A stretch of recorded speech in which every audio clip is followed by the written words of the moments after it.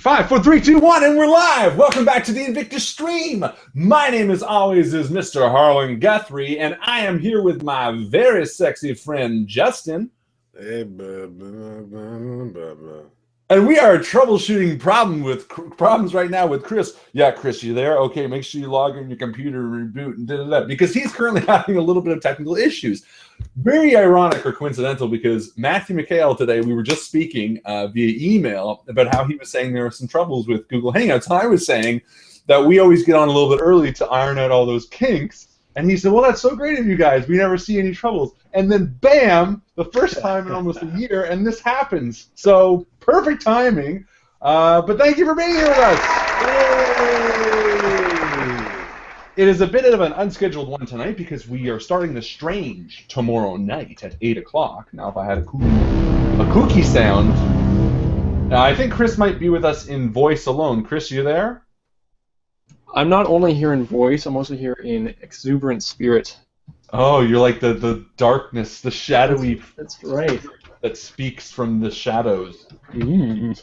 How many times can he use shadows? You know what, that's okay, because this year you won't have to hear so many sexies, because I now have the Storyteller's Thesaurus, which means I can open up to any random page and say, this is my adoring friend, my alluring, my angelic, my appealing, my attention-grabbing, my attractive, my awe-inspiring friend Justin, and then I can move on from A's and do another letter entirely. So we have lots of new stuff.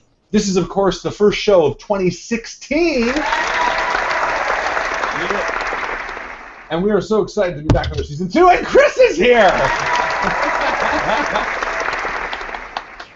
Oh, I'm so happy. Welcome, Chris. It's so nice to see your glorious little face. I feel like that was just a magic. Oh, I'm so disappointed about what I look like. I thought I was going to come on and be like, oh, no, it's me. You look great. You look gorgeous. You got the hair swoop. Yeah, it's okay. I do too. We all got it. Justin doesn't, but No, I do. It's he could. very small. It's just a very small swoop. Thank you, guys. How do I sound with my new Christmas present? You sound Hello, very welcome nice. to the INVICTUS stream.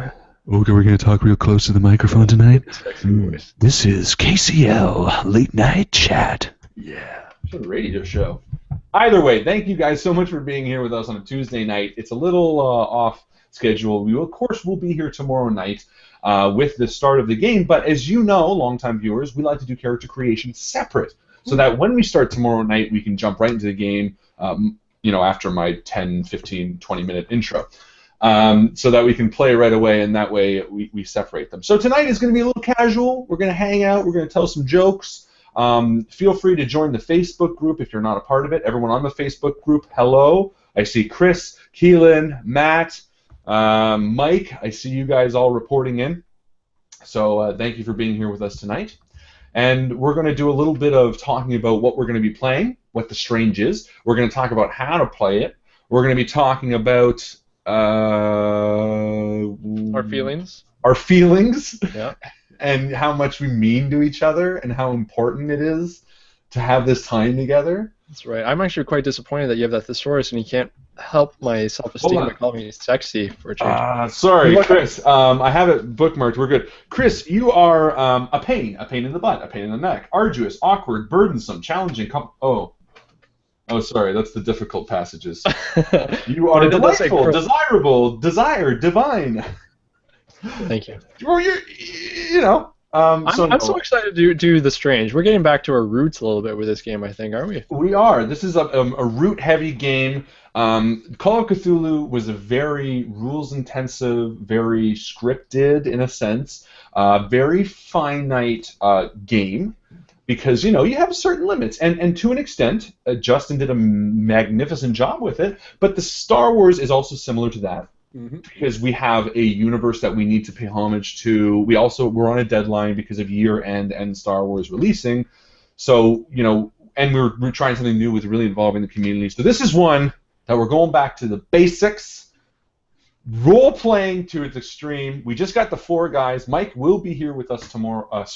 He will not be here with us tomorrow. He will be in this campaign, but he cannot be here tomorrow night, so we're going to work around that, so to speak.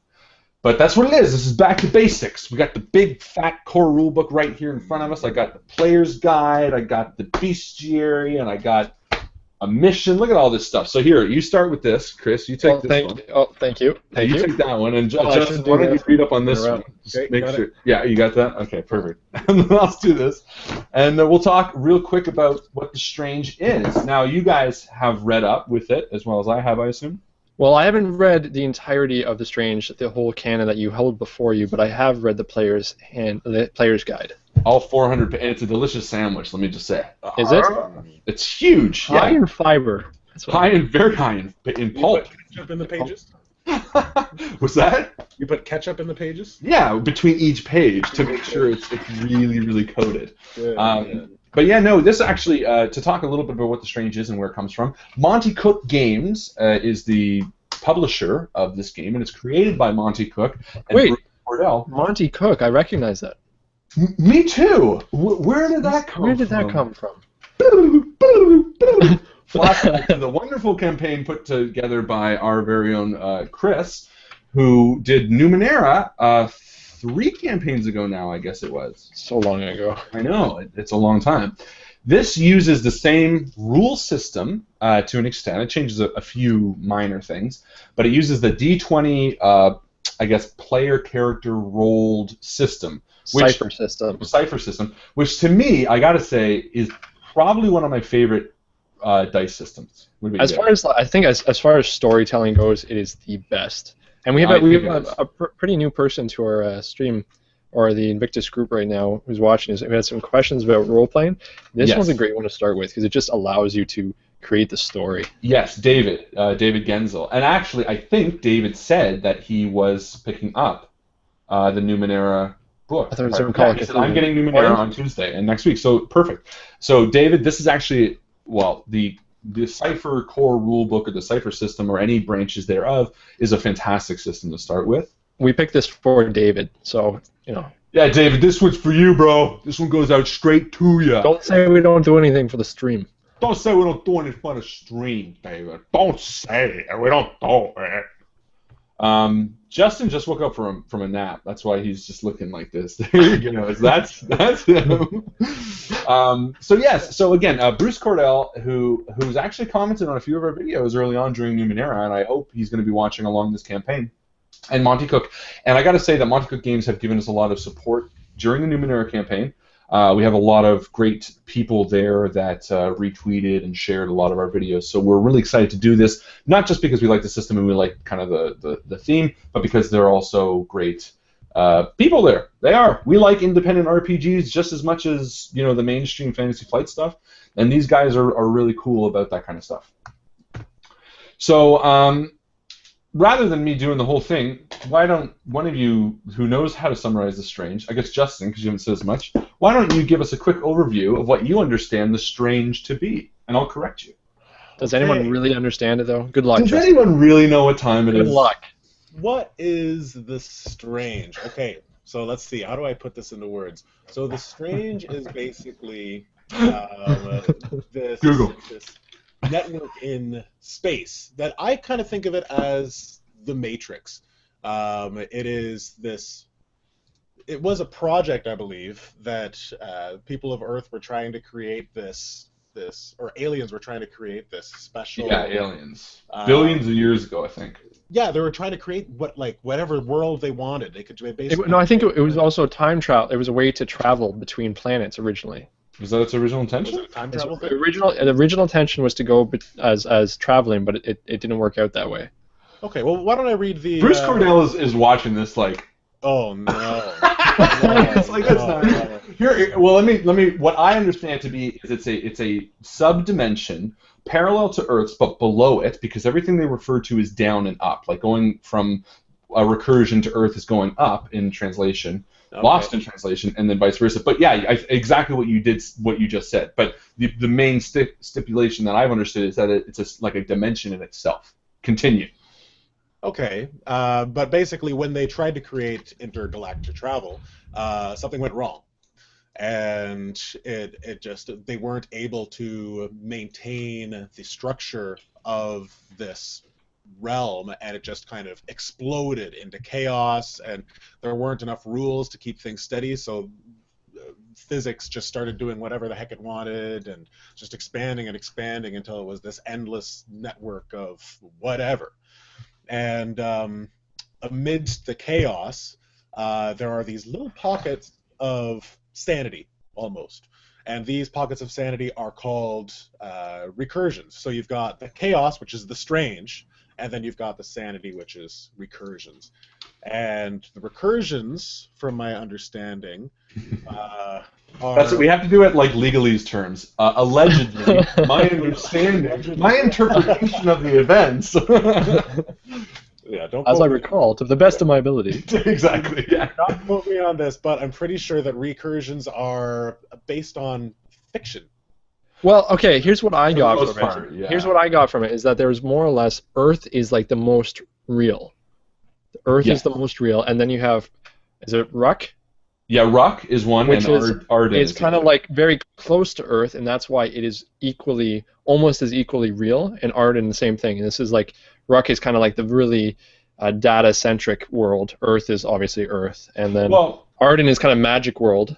Mm-hmm. And then these recursions are fiction, which are kind of just floated around in that area as well, but they're further away from Earth and not as in depth, so they're not really their own entity as thorough as these other places are. That's basically what I have as well. And the bigger and the more expansive and the more understanding the recursion is usually hand in hand with how old it is. So Arden and Ruck are the oldest, and the other interesting thing I want to mention real quick is they also talk about something called the spark, and the spark is something internalized that basically means you are self-aware. Consciousness. That you're kind of, but like as Earth, 100% of Earth has the spark. They realize they are real, but only something like, and it changes. I think Arden has a higher percentage of people who understand their place in the strange, that they are sort of part of this underground, as well as Ruck, whereas the percentage of people in, say, a different recursion is like less than 10%, where people don't actually realize that they're kind of fictional. Right, they're just on autopilot, just doing what they need to get by. Playing the role. Kind of. And the best example that I can think of, and the one that they kind of mention a lot in the book, is because, of course, we do have these kind of fictionalized worlds like Ruck and like Arden, but we also have leaks from Earth, because Earth is such a close dimension, that are fictionalized versions of stories we've told. So the best example they use a lot is 221B, Baker Street, which is Sherlock Holmes. So Sherlock Holmes is a recursion in the strange, but because it's relatively young and because it's very compartmentalized into what happens, it probably only extends, a few streets inside London in that time in the 1800s. So that's where it becomes a bit of a draw, because one of the things that I like, and at the same time see the limits of a game like this. Not that I'm talking bad about it, but hey, we're not getting paid by these guys. We want to say what we like and what we're worried about. But it's true. Is one of the things is that limiting sense also goes hand in hand with the fact that it is a fictitious reality. If you're a character from Earth and you make a translation into a recursion such as 221B Baker Street, you are aware, you have the spark, you're aware that this is a fictional. Now, it's not to say you don't care or you don't want to help the people in there, but it's not really real. But at that same time, I would do the devil's advocate that, like you said, the older the recursion is, the more real it becomes, the more people probably have that spark, and in essence, it becomes a reality. And so, although you're right, these recursions that are brand new, like Sherlock Holmes, might have less than 1% have that spark. But I think if you really played it for long enough, more and more people would have the spark, because they even say it's almost contagious within these worlds, the spark. Yes. Well, I think and the so other part I like the reality after a certain time, these people would have consciousness to the point where they don't want to, they're not just playing the roles, they are self-aware. But see, my thinking is you also wouldn't want to give people the spark. Because then you feel guilty. Well, because if you walked into someone's reality and they're like, none of your shit is real. It is like the Matrix, where he's like, no, I don't believe it. And, like your mind breaks. I hate to do this, but that data, your poster of data in the background. Data. Sorry. Data. Actually, it makes you think about it a little bit of the holodeck. holodeck. Well, you know what though, I should mention, because I have updated my background. As you'll see, this is the second season background. We have Data here, which is a lovely gift from my wife, holding a cat, which I know is season 3 or something. I don't know yet. This is Beetlejuice, which Gabe pointed out, and I also have the card here to the Invictus stream from Dustin. I have a Farside comic, which is my favorite. I have a Nuka-Cola gift that was stitched from someone on Reddit. But I do want to tilt the camera up because I want to show you guys. We still have the 2 ladies masturbating, but ironic or perfectly, the light reflects right off the really, really naughty bits. So that wasn't even intentional. I just realized this now. And then we have the Doc and Marty McFly. And these 3 pieces, actually these 4 pieces, I should say, are by Rich Pellegrino, a really talented artist. So if you like them, go check him out because he's very cool. Which 4, including Beetlejuice? Including Beetlejuice. The 3 at the top and Beetlejuice are all Rich Pellegrino. Okay, so back to The Strange, my only real question, and here's where the confusion really set in for me, was the Chaos Sphere. And which is funny, because also I used the Planet Devore, which I used in my Numenera campaign a little bit. Yeah, I was reading that, I'm like, this is a Planet Devore. Yeah, and I thought that was kind of fun, and that's why I used it. But the Chaos Sphere, is that, what is that? So the Chaos Sphere, my understanding is the Chaos Sphere and the Strange are the same. It's just a different name for it. There's a name for it. Oh, okay. Yeah, and the Chaos, and basically the Strange is, and this is where it gets tricky because the Strange, I relate it and we relate it to space, but it's not. It is a entityless, and that's a difficult word. Entityless space, a void and nothingness. It's not comparable to space in the sense of I can see from here to there, because one of the things that I as I'm reading it, because I was curious. Okay, so like when you translate from a recursion, okay, so you're on Earth, you go to 221B Baker Street. Well, one of the things with this system is your body, you inhabit a new body going into 221B. So and then one of the things I was confused about is, well, does your old body leave behind? But because, well, in the Strange, it gets zapped into that void. So your body actually doesn't inhabit space in the recursion that you left. It literally disappears until you come back to that recursion and pops back. Oh, neat. So it's kind of like a vessel you travel with. Yes. Your spirit, exactly. Rather than Avatar, where your body's just left there vulnerable, it's gone from the recursion when you're out of it. That's cool. Which is interesting because that was one of the things I was kind of confused about. Yeah, why don't they just come up and stab you while you're... Right, because realistically, you kill because we know there's going to be stabbing in this somewhere. Oh, always. Now, I didn't want to... Because Keelan was asking about the artwork in the book, and I do want to say that they've also done a fantastic job with the artwork. Again, a lot of really This was humorous, too. There is some humor in this. There was very humor. Actually, I don't know why I picked the 3 pages that had the worst. That have no artwork. But there's like, when you're reading about The Strange, well, there's all blacked out stuff where it's like... Oh, yeah, they have a lot of redacted information. Yeah. And one of the reasons you'll notice here that I bought the physical copies is I am a big fan of... Ironically, I like using the physical copies for like certain things, rules checking and stuff like that. But reading, I actually do prefer reading on. That's so backwards from everything. I know, because most people like to read back, lean back when they read and da-da-da. I don't. I become inquisitive and I end up leaning forward, and I like my hands to be free. So, but when I'm looking at pictures or rules checking, I like to do it down rather than on my screens. I don't know.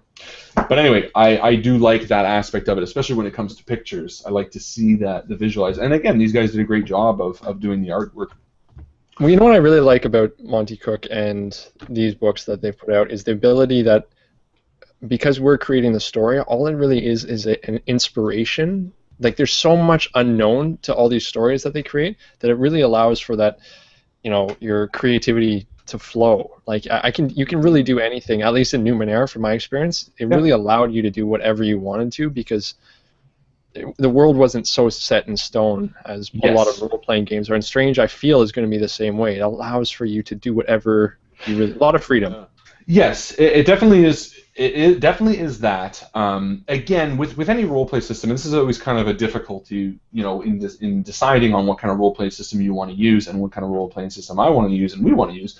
A lot of times you want to tell a story and you don't want to be hindered by anything. Now, when you use a system, there are hindrances, positive ones maybe, but there are certain conflicts. Well, One of the Star things. Wars. Star Wars is a perfect example of Very much so, yeah. limited to the story.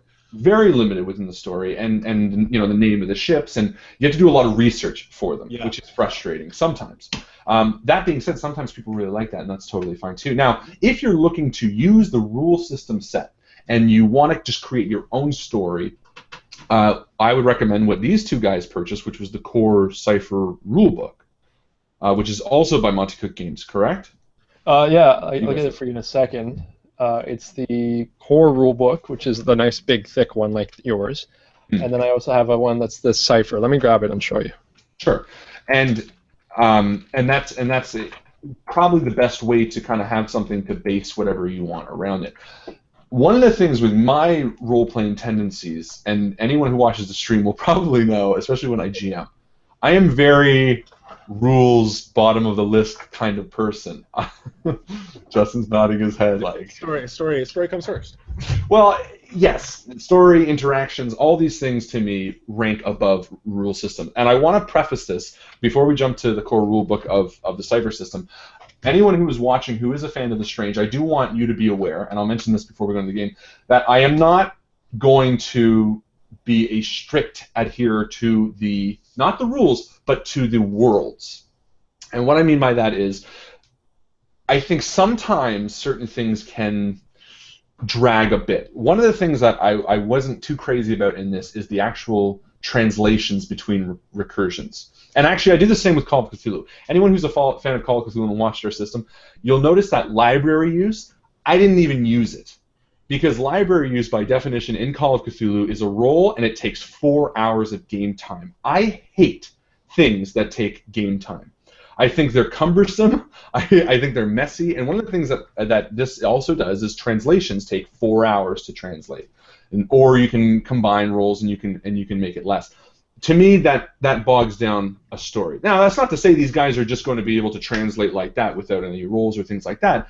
But to me, the time is a bit more, unless it's imperative to the story, and I might go back to it. But what I wasn't crazy about was the actual details and the amount of scrupulous, intricate things you needed to know about how to translate, the timing, the wording, the proper procedure, the amount of roles, the amount of people, how many people. Okay, one of the things was how many people can actually travel through a portal, because one of the things they have is like I wrote it down, but it's like a pellet. It's like portal, and it says it's only big enough for 2 people.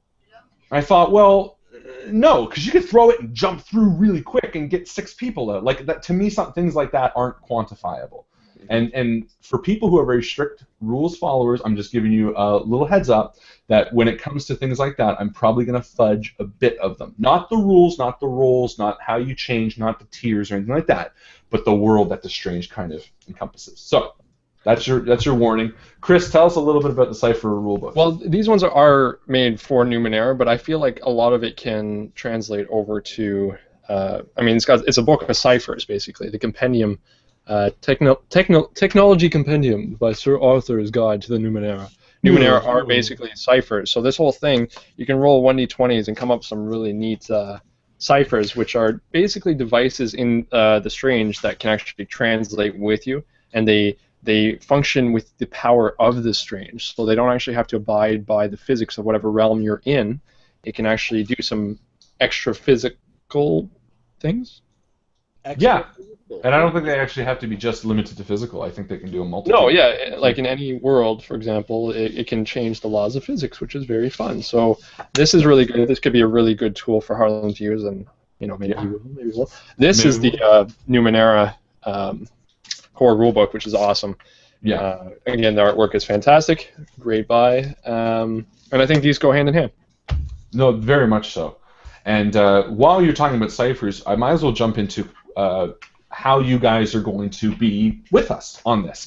As you know, part of the INVICTUS stream is involving you guys. We like to hear from you. We like to have the conversation. I see a bunch of you commenting right now. I just got a notification that Mark commented right now, and he says he got the Strange rule book on the bundle of holding. So there you go. I don't know. Nice. But yeah, so if you guys want to check that out, check out his link, because it's I think it's pretty cheap right now. It's $20. But yeah, one of our things is involving you guys. So as you know, when you join our stream, when you comment on polls, when you find little snippets that we've hidden and cash in, you get experience points, XP, and that XP can be used to change the way we play the game. We've done a lot of different things. We've done the Star Wars, that Justin did these beautiful vignettes and these missions that you guys would spend XP to influence and change and see what would happen. We've done Call of Cthulhu, where you had enigmas to solve. What we're doing with this one is essentially just a repurposing of what we did with Numenera, because we found that very successful. It's very low key. It's not difficult for you guys, and it really prompts creativity. So I'll just share with you really quick how we're going to be doing that. And I'm going to post this right away as soon as I'm done on this. And this is the XP Rewards program. So as you guys know, there's 4 ways to earn. You can earn by joining our Facebook group, which most of you have. You can earn an XP by liking the designated post, which we post every Wednesday. You can earn 1 to 4 for submitting Cipher ideas, which I'm going to go into detail. And then you can also earn bonus XP by keeping your eyes peeled for polls and things throughout the week. Little jokes, little conversations, MVP, things like that.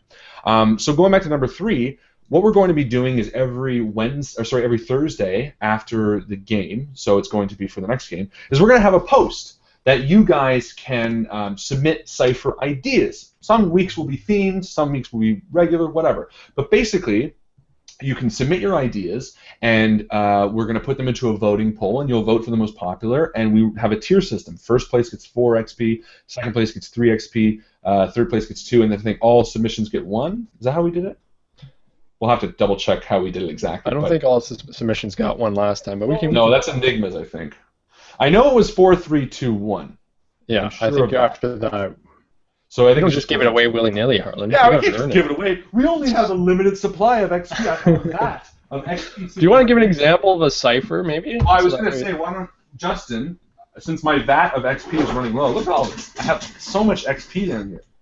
Yeah, wow. This is a box of Lego. I'm an adult and I have a box of Lego next to me. That's we're playing role-playing games. For easy access. For easy access, yeah. You need it. Justin, why don't you tell us a little bit about what the ciphers are, sure. And that way people will know what they're going to be submitting every week. Good. Okay, so ciphers are actually one of the reasons that I loved Numenera so much. And speaking about creativity, it's one aspect of this game, the Strange Numenera, that I find you can do so much with. Ciphers are basically these magical devices that you can use one time, and they give your character a special benefit for whatever time that it designated for. So, for example, in the last game we played, our first Numenera campaign, I remember a 10-minute or 10-second redwood. Was it 10 minutes? Yes. No, it was 10-second redwood. Yeah, it was basically this seed that just looks like a regular seed, and then you put it somewhere, and it grows into a giant redwood within 10 minutes. So that's the purpose of that cipher, but there are so many ways that you can use that, and in like very, very unique ways that could be very, very true to your character and allow for you to kind of explore that way. So, I mean, you could just plant it in the ground, you could jump on as it's growing and then use it to scout or see what's around in the landscape. Or if you really wanted to, you could make your enemy swallow it and use it as a I think that's what you did, didn't you? I wanted to. I remember you wanted to. Actually, maybe you didn't. That would have been vicious. Could you imagine that, swallowing a pill that turned into a tree? But yeah, that's a great example of what ciphers are. Little weird things, one-time uses, and it helps these guys complete their also, mission. And this is the same. It's different in the Numenera, but to the Strange. But the same concept there is that they don't want you to save them. You're supposed to get them really frequently, so this is why we need as many suggestions as you can, because we want to go through them as quick as possible, as creative with them, but don't hoard them like you do in other games where you have this one potion you hang on to the entire game. It really doesn't add anything until the very last adventure of your campaign, whereas these, it can make these flares come up all the time. So yeah, they don't work. They cancel each other out if you save them, so you got to use them anyways. Yeah, you only have a certain amount of slots depending on what your character is. Yeah, very true. You can only hold a certain amount. So so those are ciphers. So every week you're going to be asked, if you want, to submit those, and then we'll vote on them, and you'll get XP based on that. So that's how you're going to earn XP. How are you going to spend it with this campaign? So there are 3 ways you can spend it. you can spend 5 of your XP. Oh, and I should mention that any XP that you want to know what you have, if you want to check your XP, actually, you know what? I might as well show it because I can screen share. If you go right here to the sidebar under the description, you'll see check out your XP so far. You can click that, and it will open a link to your XP sheet, and your name should be listed here. If it does not, contact Justin and Justin alone. I don't want to do it. It is a couple weeks behind. Okay. I'll let you know that. Well, he'll keep it up to date now, he promises. So tomorrow it's going to be updated before the game, and we have a lot of new people to the stream. And if you are new to the stream, welcome. We're really, really happy to have you. Thank you for joining. Yeah, Can we get I want to get to 200 people subscribed. So close. Like, I know. I feel like that if you suggest it to someone, we should give you an extra XP. Let's get to 200 by Wednesday. Let's do it, guys. Invite a friend. Invite your friends. So anyway, so this is, and your total is on the left-hand column, so you can see here that Dustin Wright has 43 XP, which is totally overpowered. Look at our heavy hitters here. We got Gabe with 40. Oh, who's got 62? Who do you think? So that's how you can view your XP. How can you spend it? So, again, I'll be posting this shortly, but there are 3 ways you can spend it. You can spend 5 XP to grant a player character a boost of energy. They instantly recover 1d6 lost points from their ability pools or health. This is basically just a healing surge. You can give 10 XP to one of the players to give them 1 XP, and we'll explain what that is kind of in a better way in a little bit. But that's very helpful. It helps these guys level up faster and all that kind of stuff. Your last option is 15 XP. You can implement a GM intrusion. A GM intrusion is also a very fun thing, which allows me as GM to basically offer these guys a choice. Well, at this point, they wouldn't really get a choice, but and they can sort of gamble on taking a bad luck hit, so to speak, and try to come out of it. And we'll go into details about what that is. But those are the 3 ways that you guys can spend to change the game. And it does change the game. It's going to be immediate. It's going to be on the Facebook group that we want you to send this stuff, so make sure you're joined, and we'll have it on the post, and you can say, give 5 XP to Justin's character, whatever he names it, because this guy's going down, and I want him to heal, and I want him to stay alive. By doing that, you kind of have the choice of whether players live or die. Giving research node to a player means they can level up, which means they're stronger, which means they have something else. And implementing a GM intrusion can change the course of gameplay. They're walking towards the exit, and you throw in some GM intrusion, and a pit opens up in the sci-fi corridor that they were in for some reason. They might not be able to continue forward. So those are the 3 ways that you guys can spend that. So we talked a little bit about what the Strange is. We've talked about what the Strange is. I don't think we talked about how the Strange kind of works in our setting, but that's okay right now.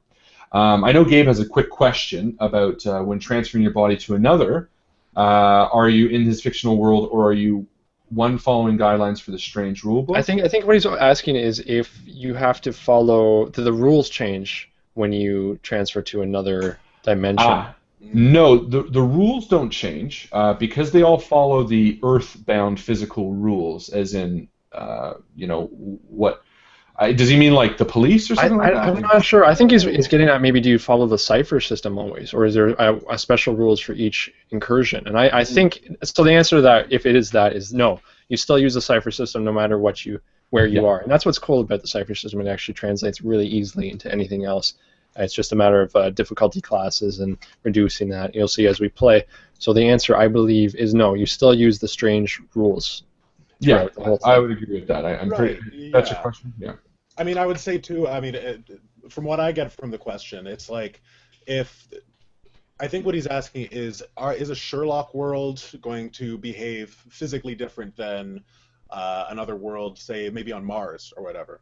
The people on the Sherlock world, they're going to be limited. The people who aren't quickened is what they call it. Quickened, yes. The people who have the spark, they're going to be limited by their physics, by their rules on whatever recursion they're in. And someone who grew up on Mars is going to be limited by the Mars physics, but totally different physics on both planets. So you kind of have to. I don't think there are different rules set for like how high you can jump or whatever, depending on what planet you're on, whatever the physics are. But it does depend on the planet. But if you are quickened, then you can use your ciphers, and those are going to be using the strange rules, like we mentioned earlier. Yeah. What also is cool is if some characters you might be able to sense something strange. So you may be able to be in a Sherlock world, and everything looks normal according to Sherlock rules, but you may be able to sense, okay, this person here is actually quickened. They're just hiding it from you, and I can sense that. You know what I mean?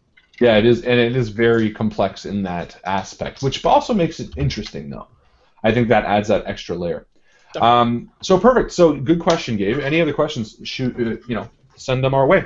So we're going to jump into character creation. So again, these guys are now with the task of creating characters. Now, I've just posted something that Mark posted, an online character creator. So if you want to follow along, you don't have to use a character. You can create a character with us. If you have questions as it's coming up, great time to ask. But it's at the top of the Facebook group right now, so you can click that and make a character with us. And that way we can kind of break it down. So when you're making a character, one of the things you want to keep in mind is a sentence. All the the Cipher system characters are based upon a sentence. I am a blank blank who blanks. It's an adjective, an adjective, a noun and a verb. Pardon myself. I'm a blank blank who blanks. I'm a goddamn blank blank. Wait, I didn't blank that part. It's an adjective, of a noun, and a verb, right? Yeah. So that's your sentence. And for example, anyone who watched the new Numenera, I was a charming Jack who leads.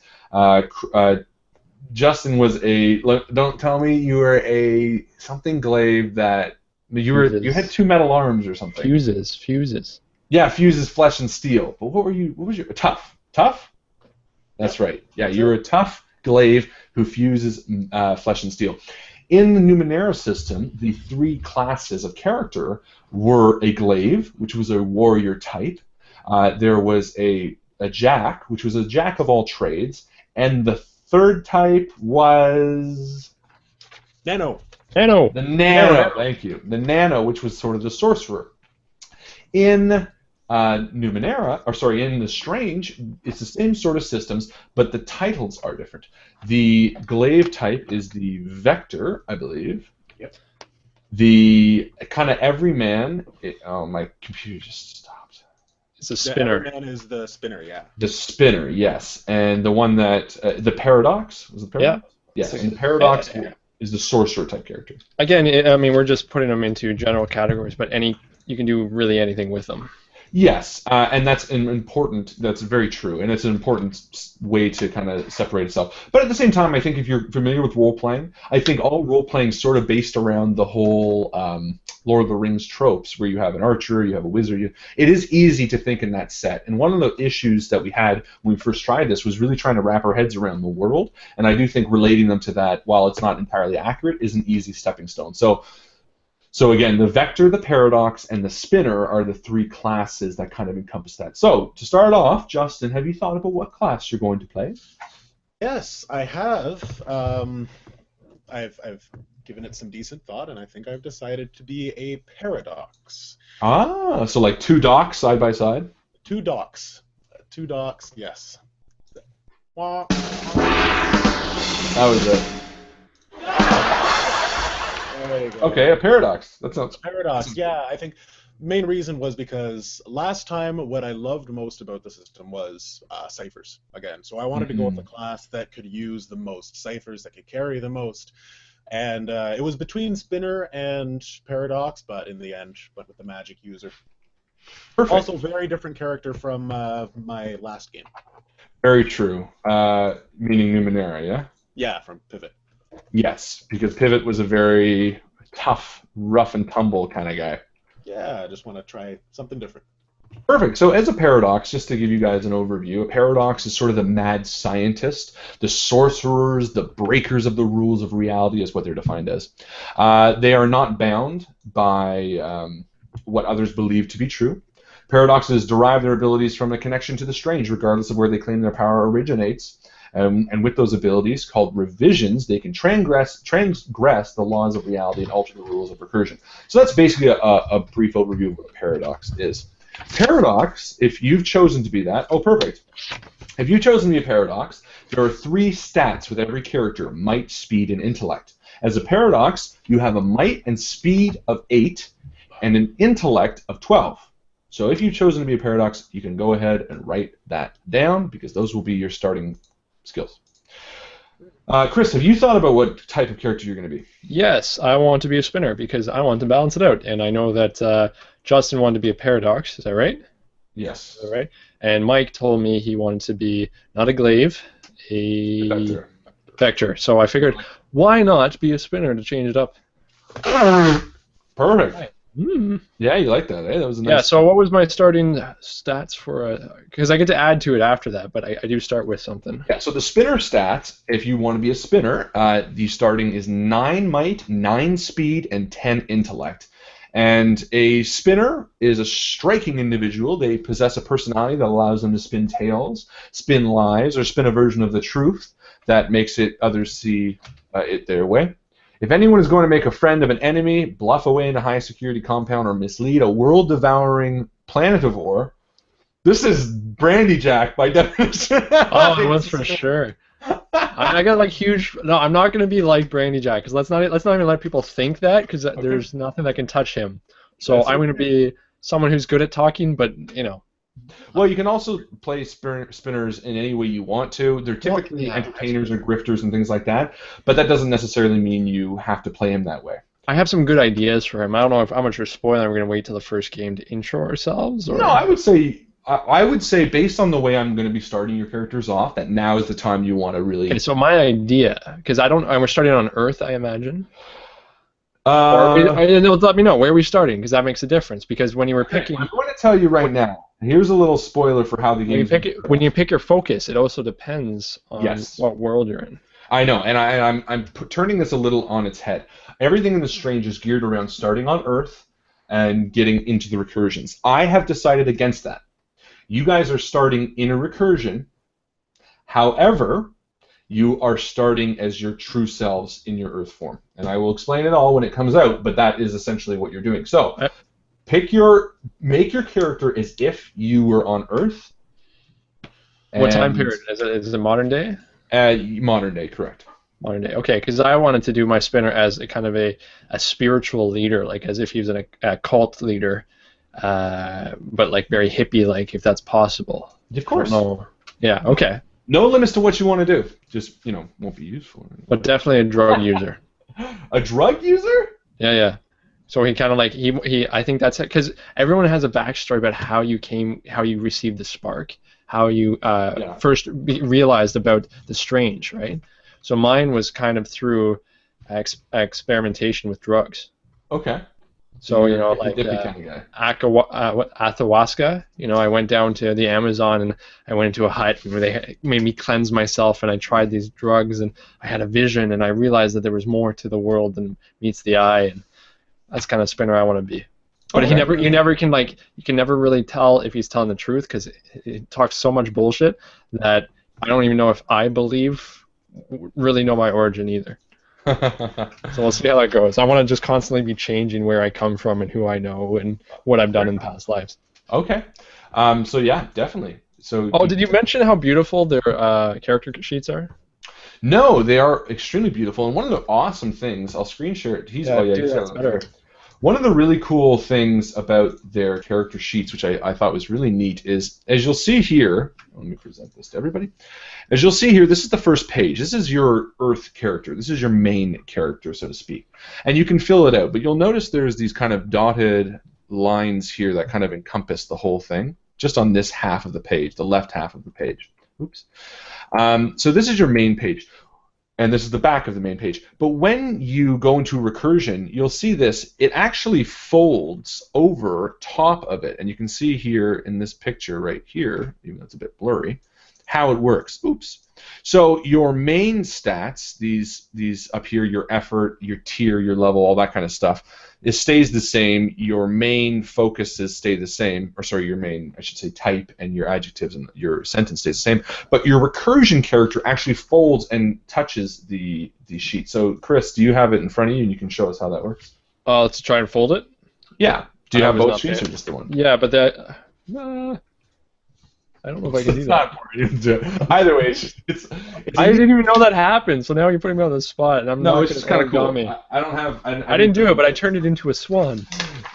So just, I don't have the sheets, but again, based on what I was explaining, it's kind of like this. And then when you're in a recursion, it goes over top, and then this is your new stats, but your old stats stay the same. Yeah, so it's cool. I thought you guys all knew that. I had no idea. Oh, cool. Yeah, so it like hugs it. So this is a really cool game to print out. Hold here. Fantastic. Okay, all right, I figured it out. Hold up. So there's the sheet. Yes. The sheet, and then when I'm in an incursion. Recursion, yeah. Yes. Exactly, and it just sits on top. Oh, Perfect. cool. And then the back and front have changed based on the recursion. So the only thing that stays is your stat pools. Exactly. So the things that don't or your move. tier, your effort, and your XP. That's cool. Fantastic. So you can print off a bunch of these sheets for different recursions that you're bouncing back and forth from. Exactly. So is that would you like us to do that? Have a few other go or no? Well, see, and here's kind of the thing that is interesting. Because you enter different recursions, you're not really you're meant to roll up a new type of character every time. So because the way I'm doing it, and you'll see kind of when it comes out how it's going to be working, I think what we will do is on the games that you're entering a new recursion, we will start the game off with creating a new character. So you don't have to create a multitude right now. Make your main character, and then the first game in a new recursion, we will roll up a new character. Type thing, you know what I mean, to encompass that. Rather than have a bunch of printed pages that are just floating around. Yeah. Now, that being said, I will tell you this much about the story. And for the viewers out there, a little prelude into what we are going to experience in this game. I have turned the Strange a bit on its head. Typically, your human body is never meant to leave Earth. You transition always away from it.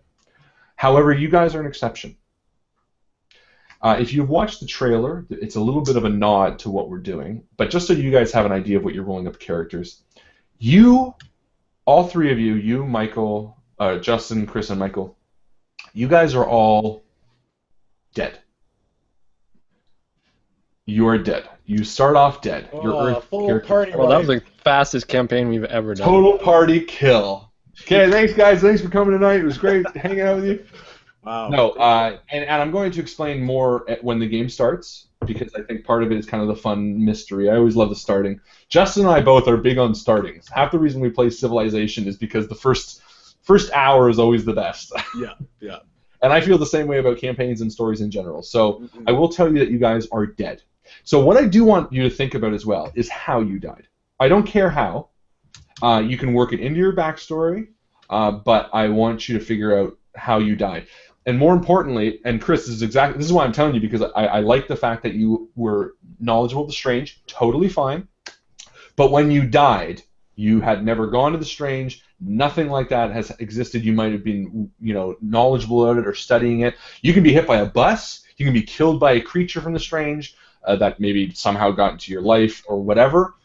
But I want you to figure out how you died. I also want you to think and tell us a little bit about what your character meant on Earth and what they did, and what they have to look forward to. Do they have a family? Do they have kids? What do they love? What are their passions? Things like that. So chew on that for a few minutes. I know you guys usually have a little bit of a character concept, so if you know what you want, you can share it right now. If you have any ideas. I had a question about, so is it imperative we had one, like a distinct way we died? Is that going to, like if I come up with a bunch of ways all the time, would that be bad? Or you want a specific way? What do you mean? Like, will it affect the story or just how my character plays? How you died? Yeah, because if I constantly lie about it and keep saying I died different ways. Well, you can lie to the player characters. Yeah, that's what I mean. Oh, okay, but you want kind of a I need to know how you really died, and we during this phase would like. Oh, it's gonna be something like horribly boring, like choked on a ham sandwich or something like that. But I want all the other characters. I'll be like, I was hang gliding off the side of Machu Picchu, and I was looking down, and it was beautiful, man. But yeah, okay, we'll see how it goes. Overdosed at Woodstock. Yeah, I was. Yeah, exactly. But the truth is, I was like, I sneezed I tried the cinnamon challenge and didn't make it. No, you can say to them whatever you want. I need to know how you really died. Okay. And it's got to be a way that killed you. It can be anything, but as long as it did kill you. Yeah. But I also want you to have. I don't want you guys to make a depressed life. I want you guys to miss. I want you to be sad that you're dead. For sure. And again, not to give too much away, but I'll say this much: anyone who has not seen the trailer, watch the trailer. If you have seen the trailer, it is a big hint about what the campaign is going to be and how it basically starts. And for you guys as characters, the trailer is actually what you would see. Because if you notice the trailer, an eye opens up during it and they hear talking, all of that your characters have heard. So it's not just a random weird trailer. It is your character's experience. I don't know why I'm so flattered that Aisha says I have mad rolling skills, as if I had anything to do with that. But yeah. Rolling skills. Yeah, mad rolling skills. No, we're talking about that kind of rolling. Yeah. Oh yeah, that makes more sense. See, this is why I'm role playing, because I know nothing about this lifestyle. We're not druggies. Is your light at this end or this end? We're Canadian. Canadian should be the opposite, but anyways. We should be, but we're not. We're terrible. We're terrible. Terrible Canadians. Yeah, we all have jobs. Anyway, so yes, okay. So we've established that you are going to be a paradox, and you are going to be a spinner. So, what are your adjectives? Let's start with Justin. Okay, so, well, why don't I pull it up here? Well, you can talk, and I'll pull it up on my screen because I have this open, and people who are at home can follow along too. So the adjective is a blank who, not the focus. Again, so if you see on my screen, Justin, you can also follow along. So I'm going to make you a paradox. So the adjectives available right now are appealing, brash, clever, fast, graceful, intelligent, lucky, sharp-eyed, skeptical, stealthy, strange, strong, or tough. Strange was the one I was looking at. Strange? I like that one too. I looked at that one, but it really went against a spinner. It was like against a spinner. I was like, man, I wanted to be strange, but... Oh, really? Well, it's negative to... I think social interactions. Like, well, okay. Yes, yeah, exactly. That's what I was kind of thinking. I really like that one. Yeah. Not that you don't have to be a spinner, Chris, but we could do this 3 paradox. This is not a game where you need to have a balanced party, because I'm going to let you guys do whatever. And the only reason I'm saying that is, Chris, I know you have played mages in the past, but I don't think you played a mage in any of our games, have you? No, I don't think so. So, and I'm only putting it out there because this is really anything you guys want. Don't feel like you have to follow a spinner, because truthfully, and I'm only doing, having kind of a hippie character who's in touch with sounds more like a paradox than it does a spinner. A spinner is more like a charismatic kind of... Well, I was also thinking about it as a Messiah character where he believes he's like a cult leader, but I think it might be easier for me to do it as a mage. That might be right. Well, look, and again, you can do whatever you want, but just I should probably take my own advice that I gave to David today about role-playing someone that's within your realm of capability, like something you're comfortable with. I know I'm going to have a hard time. Although I think a hippie, spiritual hippie kind of thing would be good for impulsiveness too, because I could really run with that. I think. We'll see how it goes. Just live in the moment, man. Yeah, man, just don't even think. Wave, man. Well, I won't be a hippie the whole time, but Yeah, and there will be combat, but this is a very light campaign. This is gonna be funny. Come on, it's recursions where anything can happen, like any sort of world. Yeah, you might have like terrible death-eating monsters like death claws, but you also might have like a city made of puppets. So like, I wouldn't worry too much about balancing the party. Okay. Well, a spinner, I think the spinner is the best because I think it is the middle ground too, like you said, although I could be more like a mage. As a spinner, it's still more like the jack than anything else. He's kind of the middle ground between... Well, and it's interesting at that, because the jack had even traits, but not the spinner. The spinner has higher... intellect. Yeah, he has higher... intellect, which is the one that uses magic. Yeah. No, and again, do whatever you want. I don't feel like you have to balance the party is my only thing. If you want to be a spinner because you want to be a spinner, that's fine. But my reasoning was you kind of started off saying, well, I know he wants to be this, so I will be this. Because last time we had 2 glaives, But even so, I mean, I think. Yeah, but you still might. After I, that was my initial thing. But after that, I did come up with a character concept, and I think my character concept is a spinner. Perfect. So I'm going to stick to it. Absolutely, nothing wrong with that. Okay, so Justin, you are a strange paradox. Who what? Who I was thinking. Okay, so now I was thinking about doing who works miracles. Who works miracles? Yes, down at the bottom. Yeah. Okay, that'd be kind of cool. And I mean, from a party point of view, that's the healer. But I was thinking about being like this crazy doctor, kind of.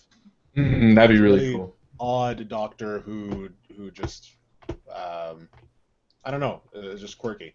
So I was aiming for that. I like it. I think you should do it. I think you should. I like the doctor thing. I think you should. Whatever your name is, I think you should add doctor in front of it. I think you could be a doctor. I think it'd be funny. Okay. But you could be like a doctor of whatever you want. You could be a doctor of medicine or like a doctor of journalism. But you just no one ever knows. I'm a doctor. I'm the doctor. I'm doctor. just gonna call myself doctor. You can. That's doctor. Just call me the doctor. And now you're the doctor of what? I know. Now everyone's The problem when you go with doctor. Yeah. No, I know. Okay, Chris. I'm gonna change it.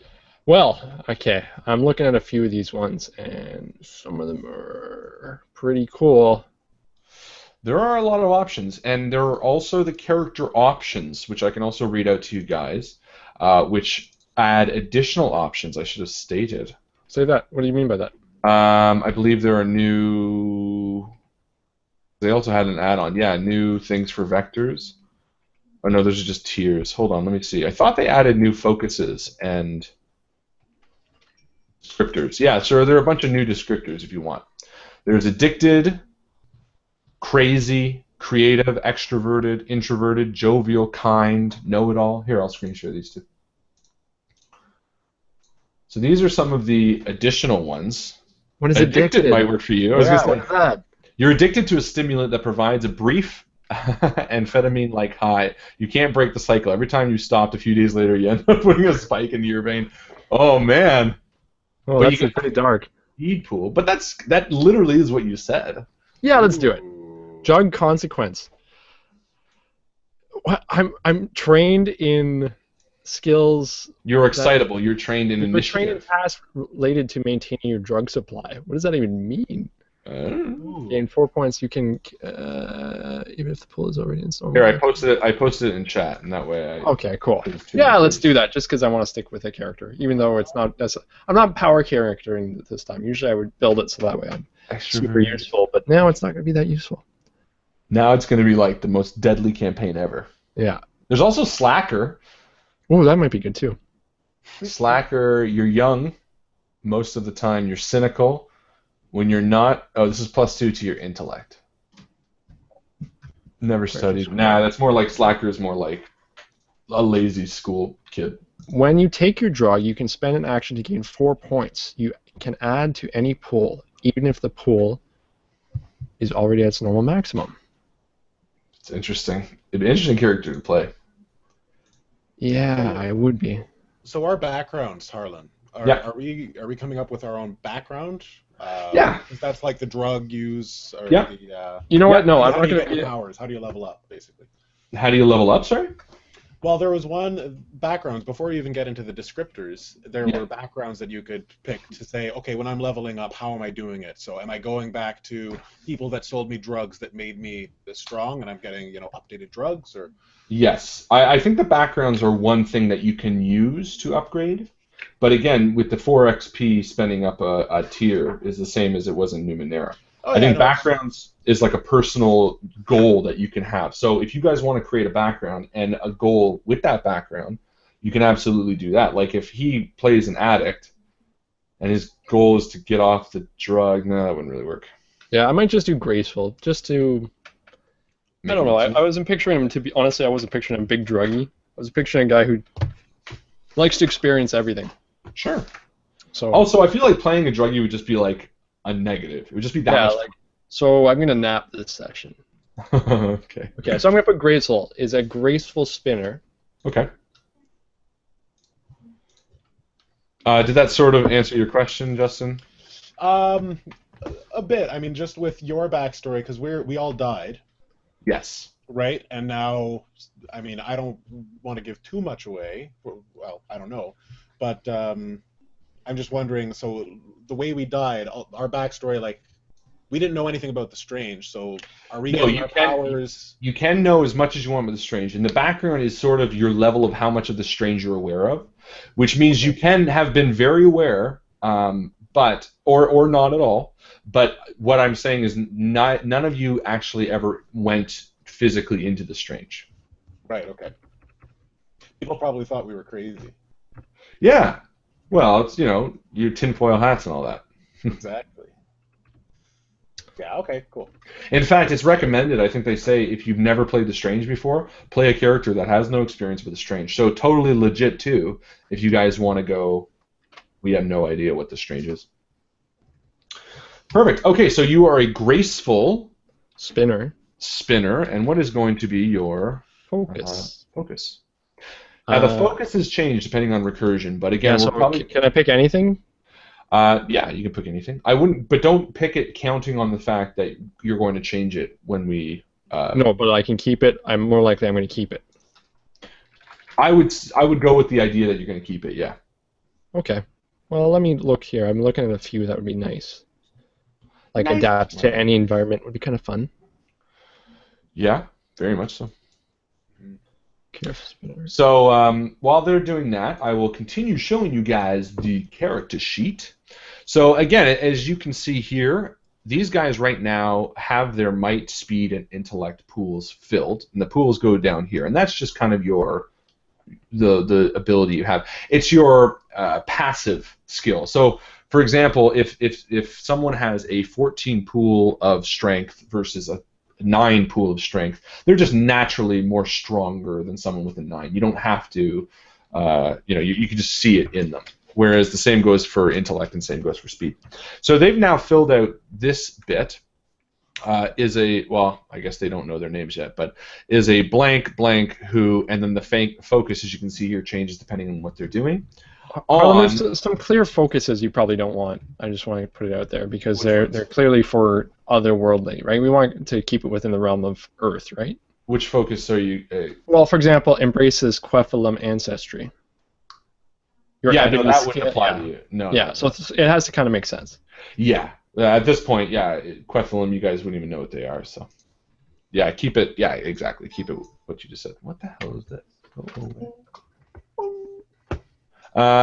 So they have the might, speed, and intellect pools done now. We're going to do the skills shortly, and they have no ciphers, and depending on their character, they're going to have a different limit on what they have. So that's as much as they've filled out. Up here, they all start at tier 1, and they can spend XP to raise that tier. Effort is going to be dependent too, and XP they're going to be starting off at 0 for now. The way the damage works, or I should say the combat works, is there's only 3 grades of weapon. Oh, and I'll also talk about how the actual rolling system works. We did cover it, of course, in Numenera, but for anyone who didn't watch Numenera, you go back and watch it.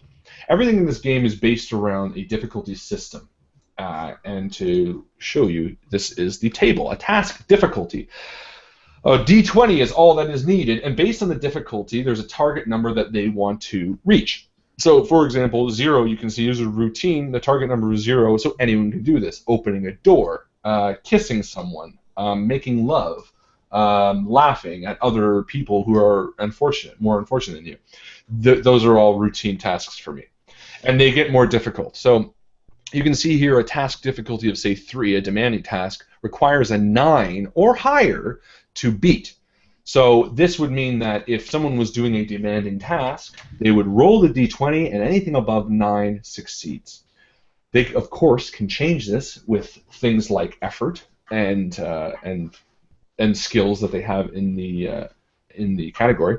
But those are the basics. That's the task difficulties. It's a very simple system, and all the rolling is done on the players, meaning that when they're attacking, they do the rolls. When they're defending, they do the rolls. So there's no real rolls done by me for the enemies. It's all based on them, which I like too. As well as they really simplified the weapons. The weapons in most games have a really convoluted way to do, damage and stuff like that. Not with this. There's 3 classes of weapons: light, medium, and heavy. That's it. Light only does 2 damage, but it reduces the difficulty of the attack roll by 1 step. Medium weapons do 4 damage, and heavy weapons do 6 damage, but they need 2 hands. And that's it. There's no restrictions in that. So again, when you're attacking with a light weapon, and I say to these guys that it is a difficult attack, so long as they're using a light weapon, it's going to already decrease the difficulty to 3, meaning rather than trying to beat a 12, they only have to beat a 9. So right there is a good benefit to wanting to use light weapons because it's going to make it easier. Mind you, you're going to do less damage. So again, it's all kind of a trade-off. Whereas a heavy axe, it's going to have the same level of difficulty, but you're going to do 6 damage. But you have to use both hands. So that's the weapons and that's the difficulty. It is that easy. Changing the difficulty, again, there are a few ways to do it. Sometimes you have armor or weapons that decrease it, like the light weapon, again, lowers it by 1 tier. The other way to do it is to spend effort. And effort is a skill that you have that you can put points to level up. I think everyone starts off at 1 effort, correct? Yes, I believe. Yes. Yeah. So basically, when you spend effort, you spend 3 points from the pool that you're using to lower the difficulty by 1 tier. Now that sounds really confusing, but it's quite straightforward. Let's say your pool for might is 10, like I believe Justin's is, correct, Justin? Yours is 10, right? Pool for might is 8. Oh, sorry, 8. So let's say he was doing an attack for 8, with a pool of 8.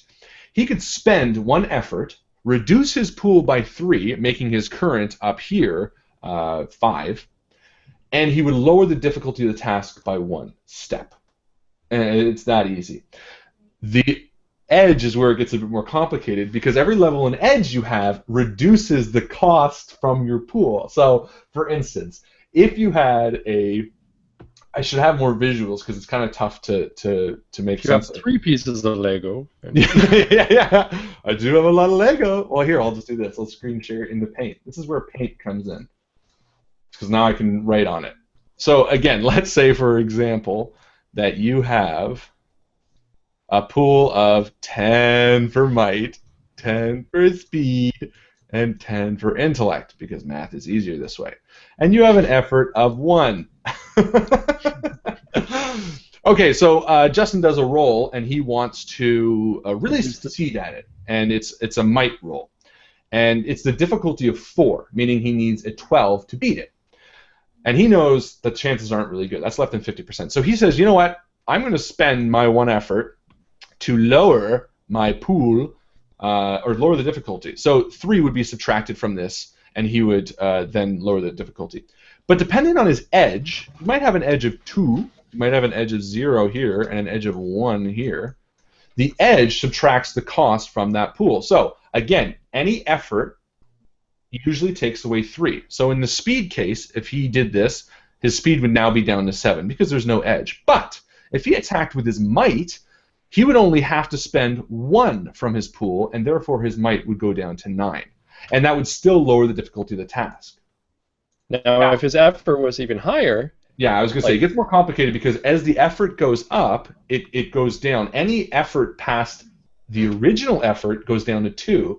But, and this is something we didn't do last time. I don't think we did it correctly. We might have. But one of the things I was reading is, rather than, because I know I did this at least, and it probably was wrong, but what I did, like if I had an effort of 2, which would take away, if I had an edge of 2, and I spent a roll, and so I would only spend 1 XP the first time. The next time, because it now goes down to 2, I said, well, my edge applied again and then reduced it to 0, which is not the way to do it. What you do is you compile all the numbers and then subtract your edge. So, for instance, if you were lowering it 2 tiers, the first tier is 3, the second tier is 2, which gives you a total of 5, and you have an effort of 2, or an edge of 2, you subtract those from the 5, and you're left with 3. Rather than each tier subtracting it, which I did incorrectly last time.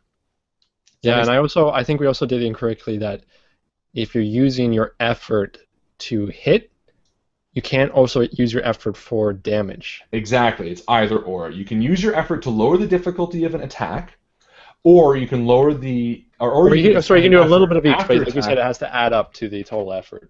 Yeah, so it is... very confusing. You'll see as we play. Yeah, you'll see. But you know what? I've touched on that enough. If you have more questions, we can always talk about it with later on. But okay, Chris, tell me about what you're going on with your character. I was thinking I want to be a graceful spinner who works miracles. Oh, wait, isn't that what he had too? Who? We're both working miracles? Oh, then I'll pick something different. Then I have the one who adapts to stuff. Adapts to any environment? Yeah, I'll do that one. Sweet. Okay. Just to be different. And I don't even know what it does, but I'll find out, and it'll be a rocket. It's going to be so good. Yeah. Well, you know what? We can always change it on the day. It's not a big deal. It changes too, depending on what recursion we're in, right? Yeah, you can re-roll. Just the focus changes. Yeah. Oh, that's it. Yeah. Because you were asking, Chris, you were asking if we can do any of them. And I think that answers your question, because if you look at the main page of the focus right here, it says they're specific to worlds. Arden, Earth, and Ruck. So the one you picked is actually Ruck. Right, but I thought it'd be okay, because that's what Justin did too. But here's my reason. You can still do it. My reasoning is because I haven't researched into the specific focuses. I don't know how imperative they're going to be. It's not that big. That one you can just actually do some healing to people. Okay, perfect. And again, so long as because here's the thing, I don't want you to not be able to use your focus, but. Yeah, see, mine is draggable, so there's another symbol there that allows you to actually carry it with you through all incursions. Oh. So that's the adapts to any environment, so I'll use that one. Well, there you go. I didn't even know. You know, we're learning so much today. Learning so much. Now, I bluffed and pretended like I was listening to you when you said my initial score, so I'm going to have to do some research on that. Your initial score, sorry? Yeah, my pools before I had anything to it, what it was. But I'll go back and find it. It's 9, 9, and 10. Might, speed, and intellect. Okay. And that's all you need to know. For now, and then I add to it a little bit, yes. And then you add to it a little bit. And Justin, what do we got from you? Right, well, I've got most of my class stuff in, and I'll screen share that in a second. Perfect. Okay. So we've got Dr. Dex Dalton. Ooh, DDD.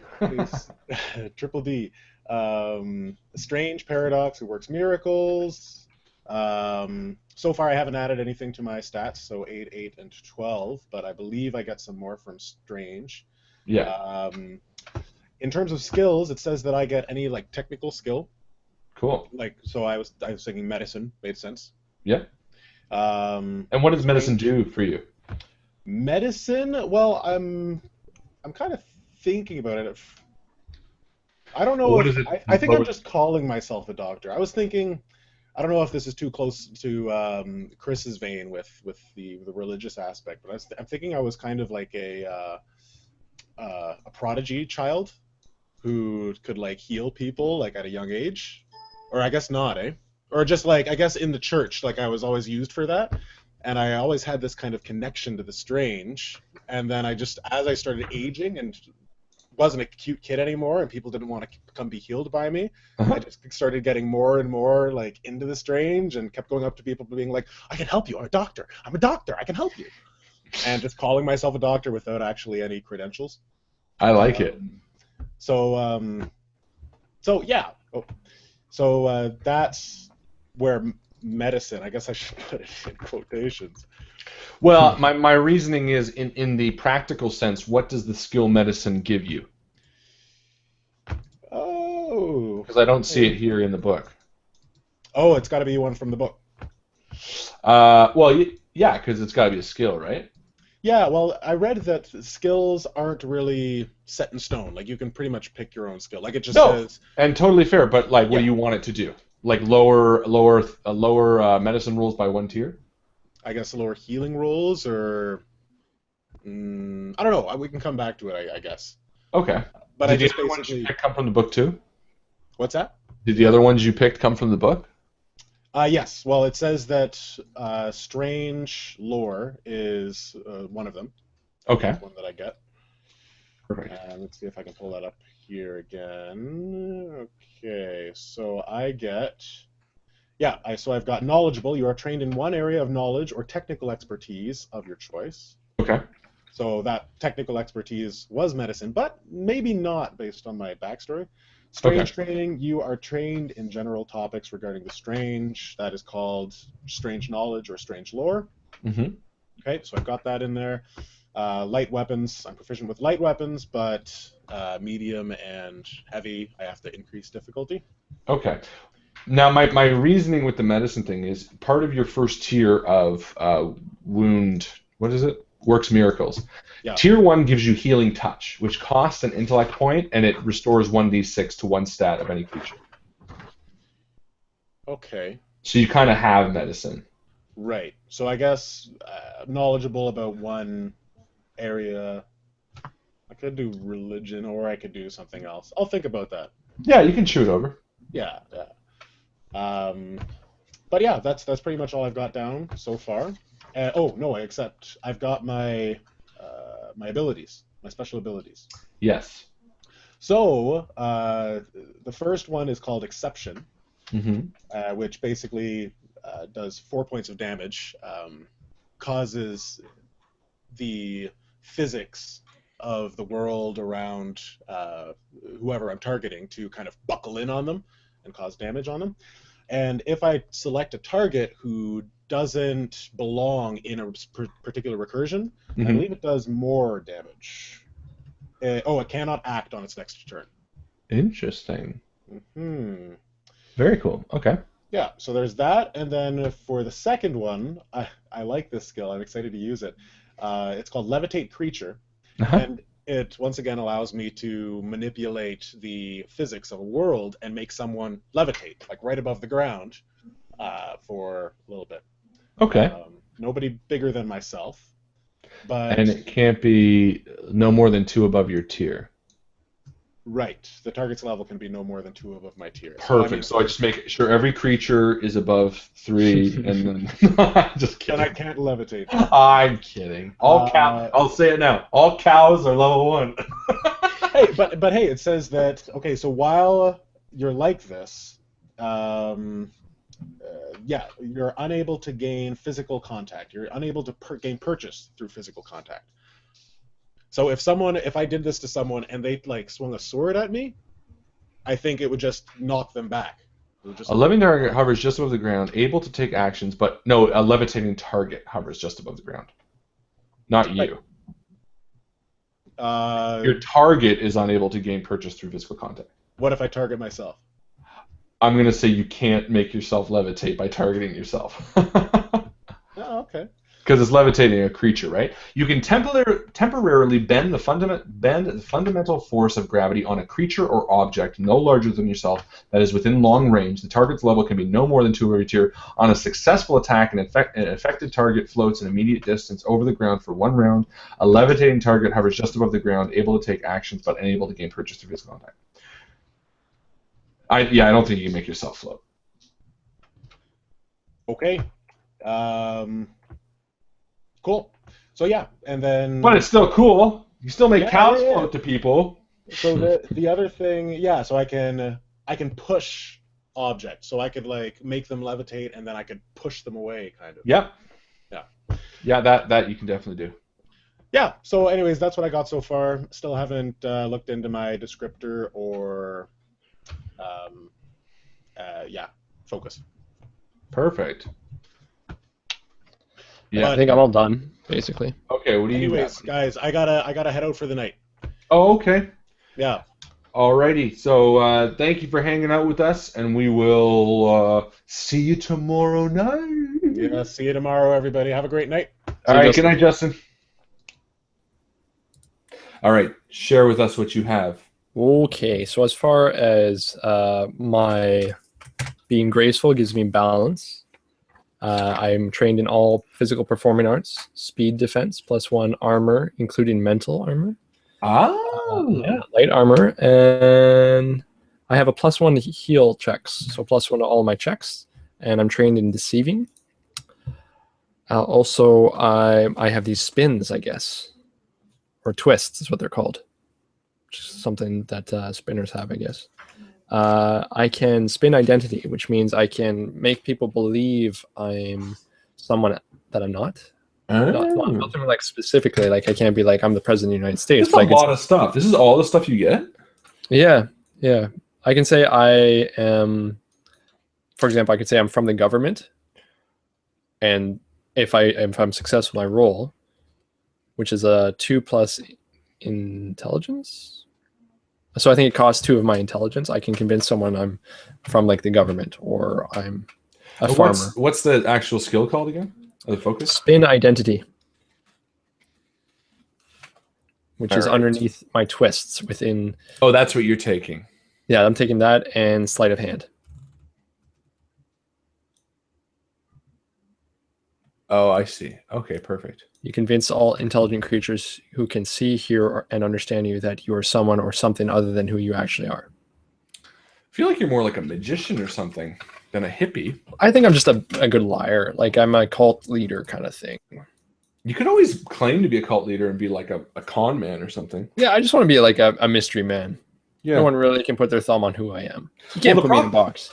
Well, that's the thing with games like this, right? Because you come in with a character concept, and then as you quantify it and as you define it, it sometimes changes. Like I know Star Wars, I was like, oh, I want to be a medic. And then I was like, oh, the medic doesn't make sense. And then I had kind of totally changed it to a sharpshooter, but still have medic stuff. Yeah. So feel free to think about it too. If you're like, I want to change it to something else or whatever, or keep going this way. There's nothing wrong with that. Yeah, I got my 6 points. Like what's the highest edge we can have at this point? Is it 2, right? That's what some of the Vector has or whatever. What's his name? What's Vector? Vector. Yeah, they have a 2 in might, and for example, he has a 2 in intellect. Yes. Right. Whereas I have a 1 in speed and a 1 in intellect. So I think I'm going to, I don't know, make myself have a ranged weapon. Range would make sense. Yeah, I'll do like a archer or something. If you can get a ranged weapon. That's a good point. I don't know where we are. Let's see what you got. So I think I will, I got my 3 points that I'll put into speed. Or I got 6 points. So I can do intellect. I'll bring up to, let's see here, 13. I'll bring up my... You have 6 points? 6 points I can add to it. Where do you read that?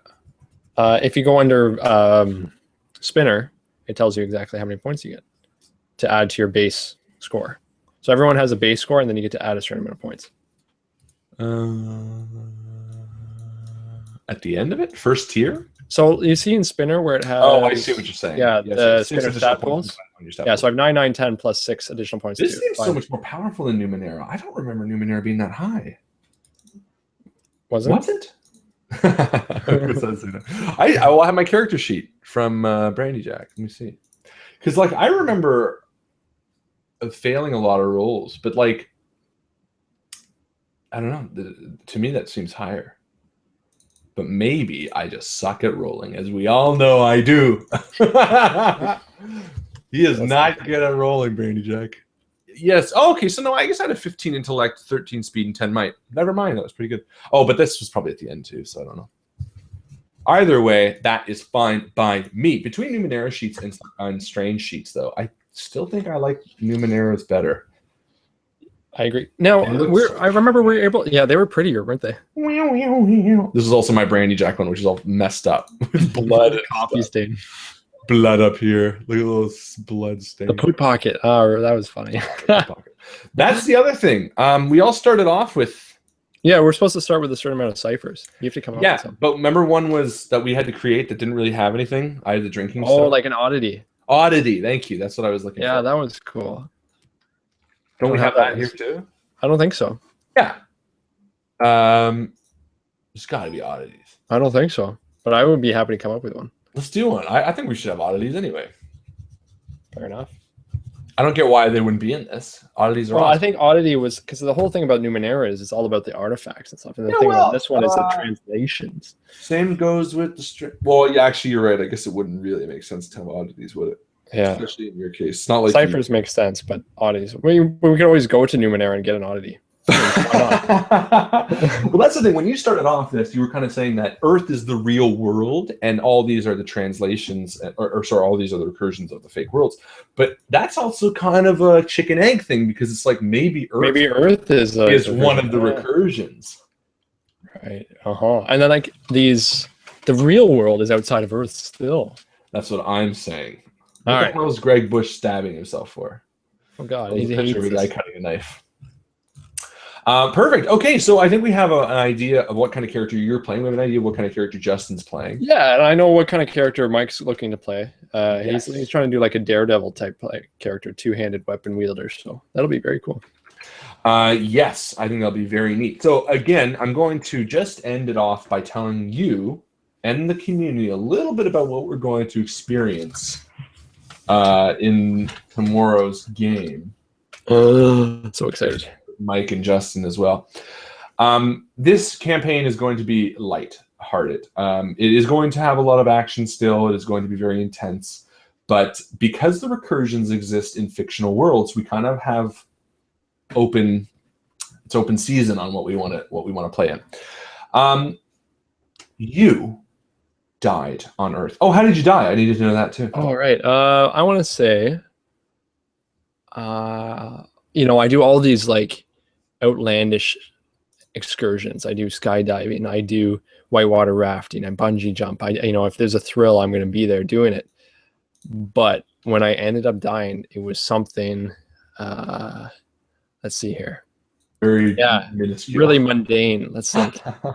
I was crossing the street. I know it's terrible, but I could be hit by a bus. Just to make it super mundane. Well, that's even exciting. It'd be funny if I'm sitting on a toilet. I was gonna say you're sitting on a toilet and you like eat bad E. coli and you just shit yourself to death. Deal. It'll be that. Well, you do whatever you want. I was thinking that I choked on a ham sandwich. Okay, so here's what happens. You're sitting at home in your nice little flat and you're eating a ham sandwich. You run to the sink to cough it up and try to give yourself the Heimlich, but you never actually learned. And with a thud, you fall down onto the floor. You are going to be dead. You're going to remember your death, and you're going to remember Earth, and you're going to remember your family. But you guys are going to be taken on an adventure to a different world, a world that you suspected existed for a long time. A world of fantasy and comedy and flying and puppets and dunes and dinosaurs and everything you can imagine. And you, my friend, are homesick. Oh. And that is what I'm going to say about this game. We're trying to get home. So that is all I'm going to say. Watch the trailer again. We are back here live tomorrow night at 8 o'clock. Please, if you enjoyed this, watch or like the video. See if any of your friends want to join the Facebook group because we are going to have a blast. And I wanted to mention that we are going to start the Ciphers on Thursday. I don't think we need to start them for tomorrow, but we still have chances to do an MVP. So if you want to be the most valuable post to get a little more XP for tomorrow's game, go ahead. If there are any questions, go ahead and post them on the Facebook group because we will be answering them. I want you guys to have a wonderful night, and that is all for me. Chris, you have anything else to add? Oh, just our closing remarks. Very excited about all the people that we've added on recently and a lot of the participations. Let's keep that up. Let's keep that going. Yes, you guys are always great participation. A ton of new people joining, and this is season 2. We really want to keep that going. So please, if you have friends that you know like it, recommend it. If you have people who are new to role playing, tell them to come and hang out with us because we always like hanging out with new people. So have a good night, guys. We're going to see you tomorrow night. I'm excited. Chris, you excited? So excited. Very eager. And as Chris always likes to say, we'll see you around the table. We'll see you around the table, guys. Good night.